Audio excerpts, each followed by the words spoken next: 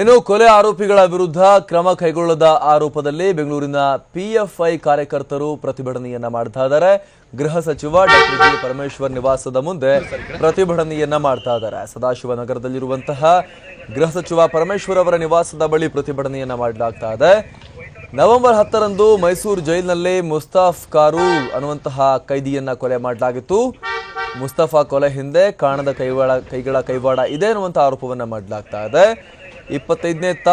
October 25ನೇ ತಾರೀಕು ಮುಸ್ತಫಾನನ್ನ ವಿಚಾರಣೆಗೆ ಕರೆದುಕೊಂಡು ಹೋಗಲಾಗಿತ್ತು. ಮೂಡಬಿದಿರೆಯ ಪ್ರಶಾಂತ್ ಪೂಜಾರಿ ಕೊಲೆ ಕೇಸ್ನ ಆರೋಪಿ ಮುಸ್ತಫಾನನ್ನ ಮೈಸೂರು ಜೈಲಿಗೆ ಪೊಲೀಸರು ಕಳಿಸಿಕೊಟ್ಟಿದ್ರು. ನವೆಂಬರ್ 10ರಂದು ಮೈಸೂರು ಜೈಲಿನಲ್ಲಿ ಮುಸ್ತಫಾನನ್ನ ಹತ್ಯೆ ಮಾಡಲಾಗಿದೆ. ಬಜರಂಗ ದಳದ ಕಿರಣ್ ಶೆಟ್ಟಿ ಕೊಲೆ ಮಾಡಿಸಿರುವ ಆರೋಪವನ್ನು ಕೂಡ ಇಲ್ಲಿ ಮಾಡಲಾಗ್ತಾ ಇದೆ. ಕಿರಣ್ ಶೆಟ್ಟಿ ಜೊತೆ ಕಾಣದ ಕೈಗಳು ಭಾಗಿಯಾಗಿರುವ ಆರೋಪವನ್ನು ಕೂಡ ಮಾಡಲಾಗ್ತಾ ಇದೆ.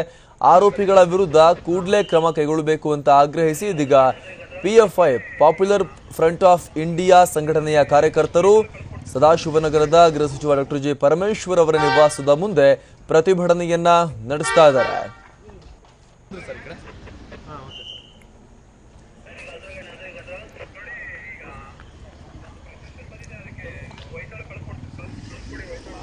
ಮೈಸೂರಿನ ಜೈಲಿನಲ್ಲಿ ಹತ್ಯೆಯಾಗಿರುವ ಮುಸ್ತಫಾ ಗೆ ನ್ಯಾಯ ಒದಗಿಸಬೇಕು, ಆತನ ಕುಟುಂಬಕ್ಕೆ ಹಾಗೂ ಈ ಪ್ರಕರಣದ ಆರೋಪಿಗಳ ವಿರುದ್ಧ ಕ್ರಮ ಕೈಗೊಳ್ಳಬೇಕು ಅಂತ ಆಗ್ರಹಿಸಿ ಗೃಹ ಸಚಿವ ಪರಮೇಶ್ವರ್ ನಿವಾಸದ ಮುಂದೆ ಇದೀಗ ಪಿಎಫ್ಐನ ಕಾರ್ಯಕರ್ತರು ಪ್ರತಿಭಟನೆಯನ್ನ ಮಾಡ್ತಿರುವಂತದ್ದು. ನೂರಾರು ಸಂಖ್ಯೆಯಲ್ಲಿ ಸೇರಿರುವಂತಹ ಪಿಎಫ್ಐ ಕಾರ್ಯಕರ್ತರು ಕಾರ್ಯಕರ್ತೆಯರು ಕೈಯಲ್ಲಿ ಭಿತ್ತಿಪತ್ರಗಳನ್ನ ಹಿಡಿದು ಪ್ರತಿಭಟನೆಯನ್ನ ಮಾಡ್ತಿದ್ದಾರೆ.